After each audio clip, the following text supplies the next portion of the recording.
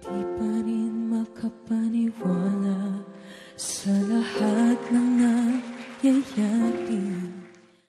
Masaya ako kung ano lang yung meron kami at masaya kami sa takbo ng buhay namin ngayon. Isang payapa at punong-puno ng pagmamahal na alam kong kayang-kaya kong ibahagi sa iba. Ang pagmamahal at pagmamalasakit na hindi ko kayang ipagdamot sa iba. Nakaraang taon at hanggang ngayon, masyado akong sinusubok ng buhay dahil ang pundasyon na inaasahan ko para makatulong sa iba ay unti-unti nang bumibigay. At para malinaw sa lahat, ang tinutukoy ko ay ang sinasahod natin sa mga bidyong ina-upload natin. Sa totoo lang na panghinaan talaga ako ng loob. Nagsabay-sabay ang problema at dumagdag pa sa isipin ko kung paano na ako makakatulong sa iba. Ayokong iwan kung ano yung nasimulan natin. Ayokong itigil kung saan ako nagiging masaya. At yung makatulong sa iba ang nagpapasaya sa akin. Dahil walang katumbas yung mga ngiti nila na isusukli nila sa atin. Lalong-lalo na kapag naging okay na yung buhay nila. Sa tulong natin at sa tulong ng ating mga kababayan. Pero syempre, hindi naman pwede na lagi natin aasahan ng iba para makatulong. Malaking pasasalamat ko yun kapag napansin ng mga kababayan natin kung sino yung gusto nating tulungan. Pero hindi yun obligasyon ng ating mga kababayan. At hindi pwede na lagi na lang natin yun iaasa sa kanila. Dahil alam naman natin na may kanya-kanya tayong buhay at may kanya-kanya tayong pangangailangan. Kaya talagang nalungkot ako nung bumagsak yung kaisa-isang pundasyon na inaasahan ko. Hindi naman ako mayaman. Wala din akong ibang source of income. Kaya yun lang talaga yung inaasahan ko. Yun lang din ang pinagkukuhanan ko para makatulong kahit papano sa iba nating mga kababayan. Lalo na't pagbalik ko sa Bicol, meron tayong mga kababayan na talagang kailangan ng tulong. Lalo na yung isang pamilya na talagang nakadurog ng puso ko. At ipinangako ko na sa pagbalik ko ay talagang tutulungan ko sila. At sa desisyon at gagawin ko ngayon, alam ko na may makakaunawa at hindi makakaunawa. Pero sana pagkatiwalaan nyo muna ako sa ngayon dahil ito lang yung nakikita kong paraan para hindi tayo tumigil sa pagtulong at mas mapalawak pa natin ang pagtulong natin sa ating mga kababayan. Alam ko na may masasabi talaga ang iba sa desisyon kong to at tatanggapin ko po yun ng maluwag sa puso ko dahil kung ang kapalit naman nun ay may mga tao tayong matutulungan at may mga buhay tayong mababago. Sa ngayon, hinihingi ko po ang inyong malawak na pangunawa at pagtitiwala kung ano man po yung desisyon ko. At para naman po sa madidisappoint ko sa aking desisyon, humihingi po ako ng pasensya sa inyong lahat. Sana ay maunawaan niyo po ako. Dahil sa ngayon, eto lang yung nakikita kong solusyon at mapagkukuhanan para hindi tumigil sa pagtulong sa ating mga kababayan. At wag po kayong mag-alala dahil pansamantala lang ito hanggang sa muli tayong makabangon.